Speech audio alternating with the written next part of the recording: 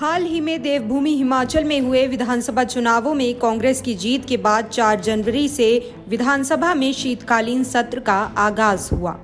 14वीं विधानसभा के इस पहले शीतकालीन सत्र में दिलचस्प बात यह है कि हिमाचल के इतिहास में ऐसा पहली बार हो रहा है जब बिना कैबिनेट के शीतकालीन सत्र की शुरुआत हुई हो। वहीं आज शीतकालीन सत्र के पहले दिन ही विपक्ष ने सदन में नारेबाजी कर जोरदार हंगामा किया और सदन से वॉकआउट कर दिया। कार्रवाई के दौरान विपक्ष ने दफ्तर डिनोटिफाई का मुद्दा उठाया।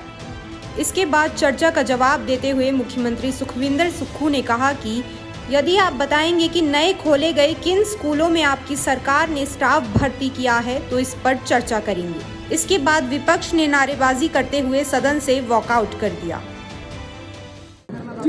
आज विधानसभा का सत्र चुनाव के बाद पहली बार यहाँ पर हुआ और बहुत विलम्ब से हुआ। आमतौर पर ये सत्र 1 सप्ताह या 10 दिन के अंदर हर हालत में होना चाहिए होता है, क्योंकि विधायकों को पूर्ण विधायक की पावर्स और पावर के साथ संवैधानिक व्यवस्था के अनुसार जो है वो संचालन करने के लिए शपथ जरूरी होती है, ओथ जरूरी होती है। वो ओथ आज लगभग 24-25 दिनों के बाद हुई जी।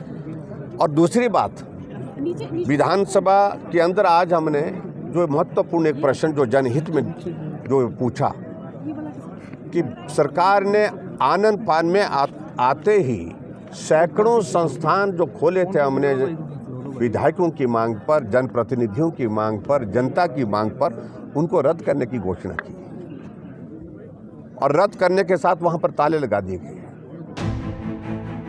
शीतकालीन सत्र के दौरान व्यंग्यात्मक अंदाज में पलटवार करते हुए नवनिर्वाचित मुख्यमंत्री सुखविंदर सिंह सुक्खू ने कहा कि वो सबसे पहले जयराम ठाकुर को मुबारकबाद देते हैं कि 23 लोग भाजपा के चुनकर आए हैं, कम से कम उनकी शपथ होने दें।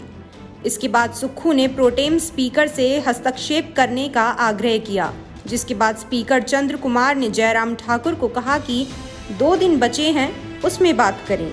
इसके बाद सदन में कार्रवाई का सिलसिला शुरू हुआ। इनकी सरकारों ने पहले संस्थान खोले नहीं। 1 हफ्ते में 21 कॉलेज खोले थे हिमाचल प्रदेश में, पूर्व में कांग्रेस की सरकार ने। हमने सबके सब चलाए, बजट का प्रावधान किया, भवन बनाए और वहाँ पर स्टाफिंग दी। स्टाफिंग करने के बाद लोगों को वहाँ पर शिक्षा की सुविधा दी।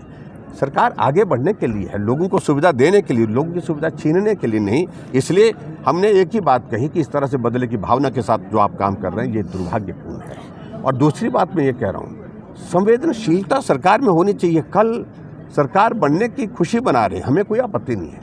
एक IPS ऑफिसर वहाँ खड़े खड़े उनको हार्ट अटैक होकर के उनकी मृत्यु ऑन स्पॉट हुई, जो जानकारी मिली हमको कि भाई वहाँ पर उनकी मृत्यु हो गई और उसके बाद ब्रॉड डेड वो हॉस्पिटल में वहाँ पर घोषित किए गए। लेकिन उसके बावजूद भी जश्न चलता रहा। सरकार को जानकारी है कि एक IPS ऑफिसर ड्यूटी पर रहते हुए वहाँ पर उनकी मृत्यु हुई।